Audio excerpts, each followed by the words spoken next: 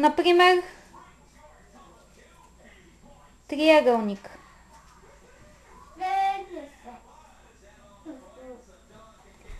Правите си основната форма.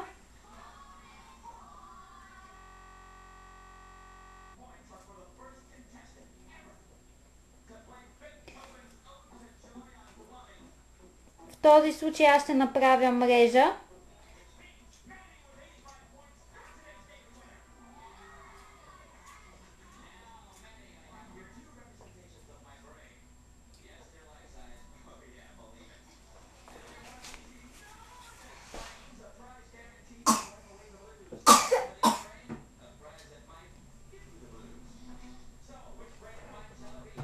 Имайте предвид, че това няма да бъде лицевата страна.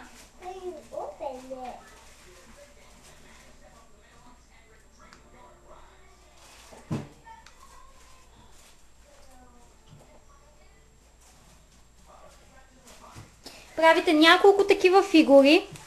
Желателно е, даже бих могла да кажа, че е задължително те да...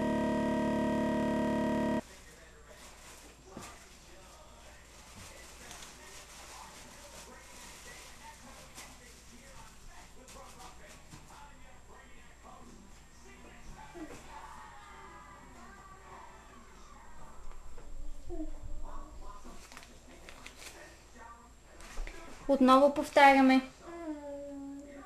решетка.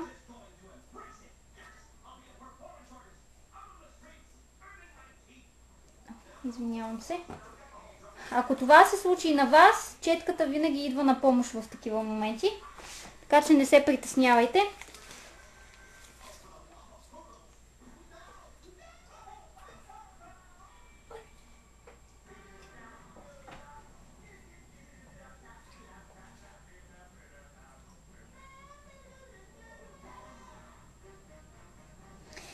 И разбира се, ако имаме късмет, нито един от тези триъгълници да не се счупи, преди да дойде ред за сглобяване. Пропуснах нещо много важно да кажа. Когато използвате Royal Icing-а си, желателно е преди да си напълните отново поша, да разбиете отново айсинга в купата, в която сте го разбивали първоначално. Ето сега ще направя още един триъгълник. С идеята след това да ги сглобя под формата на пирамида. Тъй като в момента аз правя това на око, най-вероятно това няма да стане абсолютно точна пирамида.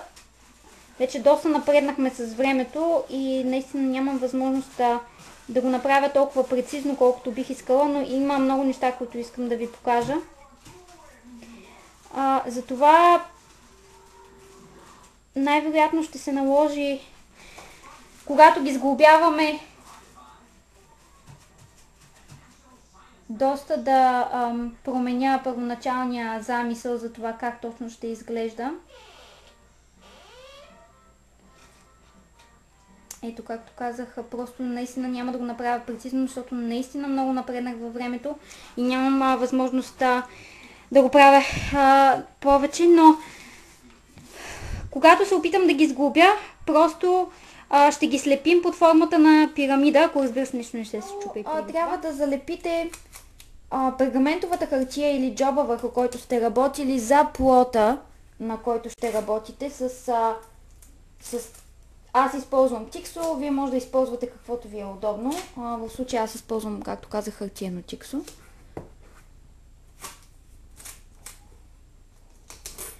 Това се прави с цел да не се получава мърдане на самата хартия или джоб съответно, когато махате елементите, и би трябвало да ви помогне да не счупите съответния елемент по този начин. Нека да започнем с първия елемент или така наречения фалшив extension work, за който споменах предния път.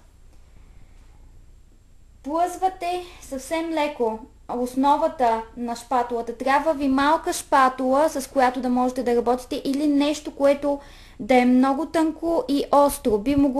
Бихте могли да направите това хипотетично и с нож, но трябва да бъде с малко широка плоскост, за да можете след това да носите елемента върху него.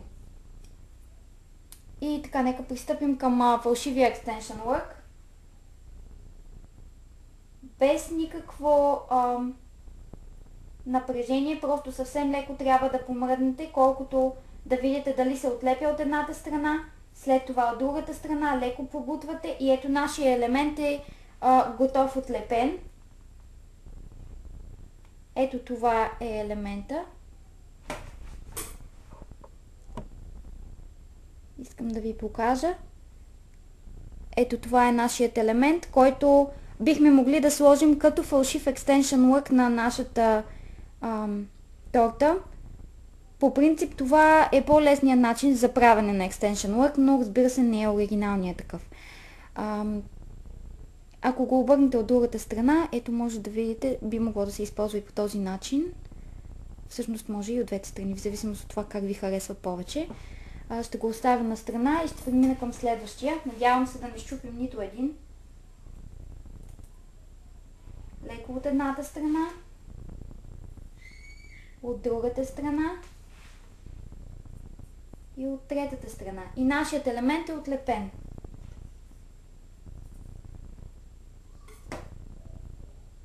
И ето го. Ето това представлява готовият елемент.